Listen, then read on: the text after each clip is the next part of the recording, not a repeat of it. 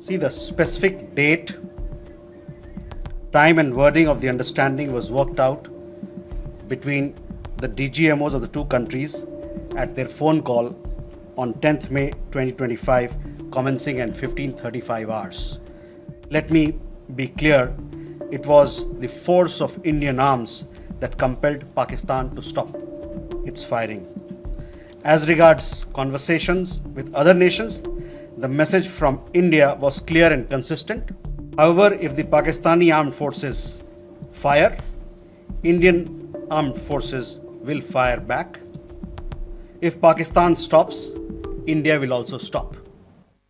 As you are aware, we have a long-standing national position that any issues pertaining to the Union territory of Jammu and Kashmir have to be addressed by India and Pakistan bilaterally. That stated policy has not changed. As you are aware, the outstanding matter is the vacation of illegally occupied Indian territory by Pakistan. और people like Manish, आपके लिए मैं हिंदी में रूपांतर कर दे रहा हूँ. हमारा लंबे अरसे से यही राष्ट्रीय पक्ष रहा है कि भारतीय केंद्र शासित प्रदेश जम्मू और कश्मीर से संबंधित किसी भी मुद्दे को भारत और पाकिस्तान को द्विपक्षीय तरीके से ही हल करना है. इस नीति में कोई बदलाव नहीं हुआ है. जैसा कि आप जानते हैं, लंबित मामला केवल पाकिस्तान द्वारा अवैध रूप से कब्जा किए गए भारतीय क्षेत्र को खाली करने का है. Siddhant, you had another question regarding ceasefire and what sort of role other countries played, etc.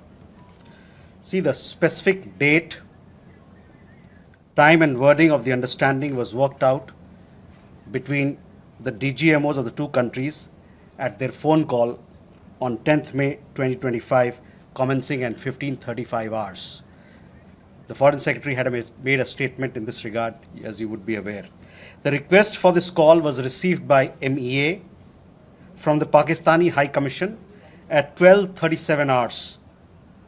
The Pakistani side had initial difficulties connecting the hotline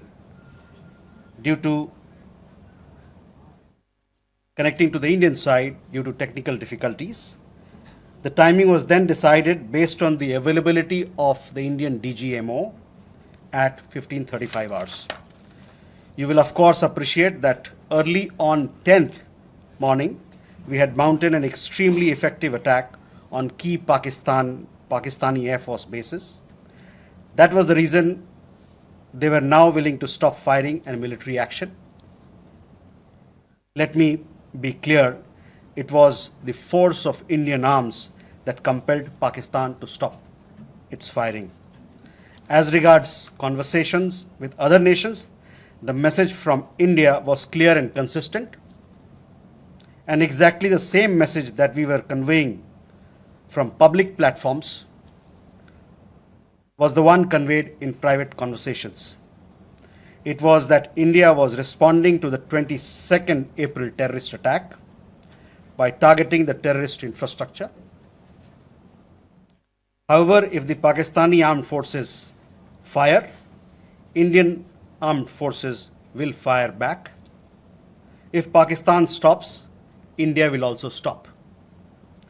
This was also the message that was conveyed to the Pakistani side at the time of the commencement of Operation Sindoor, which was not heeded to by the Pakistani side at that time. It is natural that many foreign leaders who heard this from us would have shared it with their Pakistani interlocutors. Jessica, you had a question on IWT. The other day you saw that after the CCS decision, this Indus Waters Treaty has been put in abeyance. I would also like to take you back a little. The IWT, the Indus Waters Treaty, was concluded in the spirit of goodwill and friendship as specified in the preamble of the treaty. However, Pakistan has held these principles in abeyance by its promotion of cross-border terrorism for several decades now. Now, as per CCS decision that I referred to of 23rd April, India will keep the treaty in abeyance until Pakistan credibly and irrevocably abjures its support for cross-border terrorism. Please also note that climate change, demographic shifts, and technological changes have created new realities on ground as well. Subscribe to One India and never miss an update.